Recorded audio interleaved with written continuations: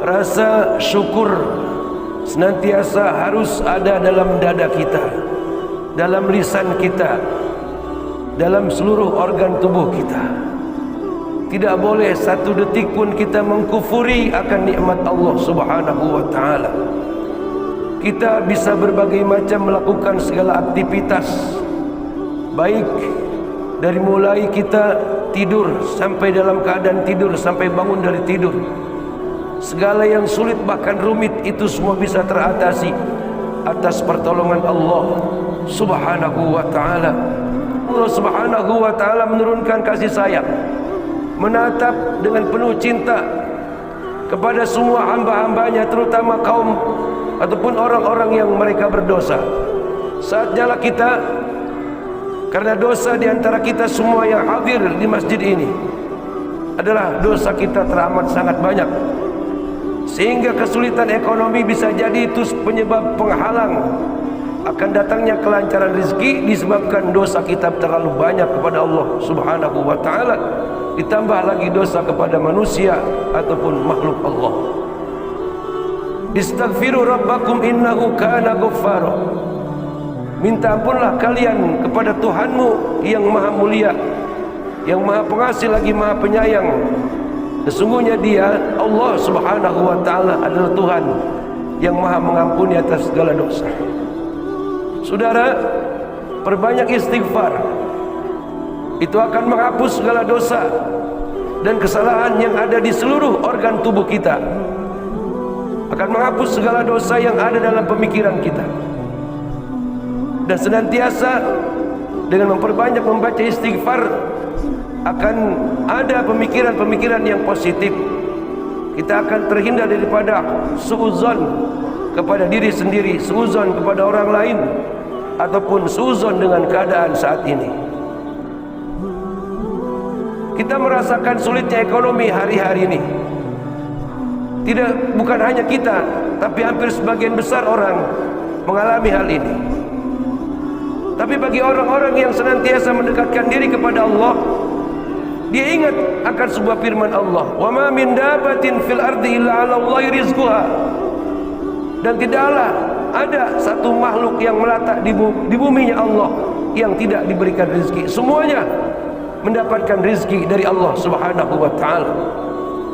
Oleh karena itu, saudara, dalam keadaan sulit ekonomi hari ini, jangan pernah memaki diri pribadi ataupun orang yang ada di sekitar kita, atau jangan pernah menyesali hidup yang sudah diberikan luar biasa ini oleh Allah Subhanahu wa taala. Sekali lagi, perbanyak bersyukur kepada Allah. Walaupun sulit ekonomi, kita masih diberikan kenikmatan berupa kesehatan. Kesehatan adalah merupakan nikmat yang teramat sangat mahal harganya. Kemudian dalam ayat lain Allah mengingatkan, "Falyabudu rabb hadzal bait allazi at'amahum min ju' wa amanahum min khauf." Di dalam sulitnya kehidupanmu, keadaanmu, Allah selalu mengingatkan, "Falyabudu rabb hadzal bait." Maka sembahlah oleh kalian Tuhan yang memiliki Ka'bah.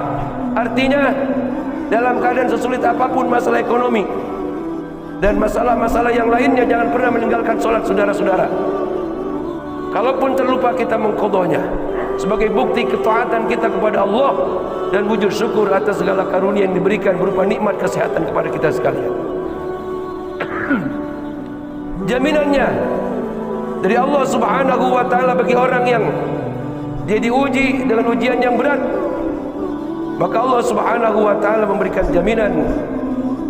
Sesudah kita diperintahkan untuk menyembahnya, untuk taqarrub, tadarruk kepadanya, Allah menyatakan dalam lanjutan ayat ini, "Allazi at'amahum min ju' wa amanahum min khauf."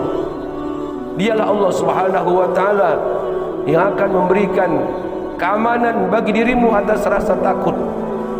Takut tidak mendapatkan rezeki, takut akan dipindahkan daripada jabatan, dari tempat yang enak kepada tempat yang tidak nyaman, takut ditinggal oleh istri, takut dan takut yang lainnya yang senantiasa berkecamuk dalam pikiran dan hati kita.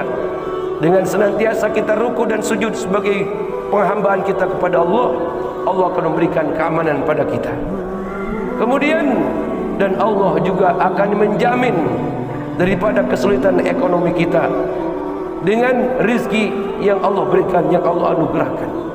Wa may yattaqillaha yaj'al lahu makhraja wa yarzuqhu min haitsu la yahtasib.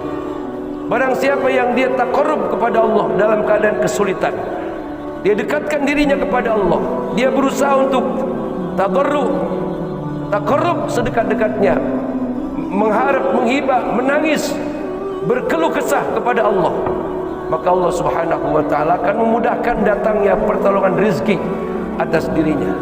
Wa may yattaqillaha yaj'al lahu min amrihi yusra. Siapa orang yang senantiasa ta'abbud, taqarrub, tadarruk, dia bertakwa kepada Allah Subhanahu wa taala dalam keadaan kesulitan apapun yang dia rasakan. Dia tidak menjual harga dirinya. Dia tidak memaki keadaan, tidak berputus asa. Senantiasa taqarrub, tadarruk, zikir kepada Allah Subhanahu wa taala pagi, siang, sore dan bahkan malam hari. Maka Allah akan memberikan kemudahan demi kemudahan daripada tiap-tiap kesulitan yang menghantui dalam kehidupan kesehariannya. Innal ladzina amanu wa amilus solihati ulaika hum khairul bariyah jazaohum inda rabbihim jannatu adnin tajri min tahtihal anhar khalidina fiha abada radhiyallahu anhum wa radu anhu dzalika liman khasyya rabbah. Sesungguhnya mereka orang-orang yang beriman dan dia punya amal soleh, bagi mereka adalah kebaikan yang tidak akan pernah habis-habisnya.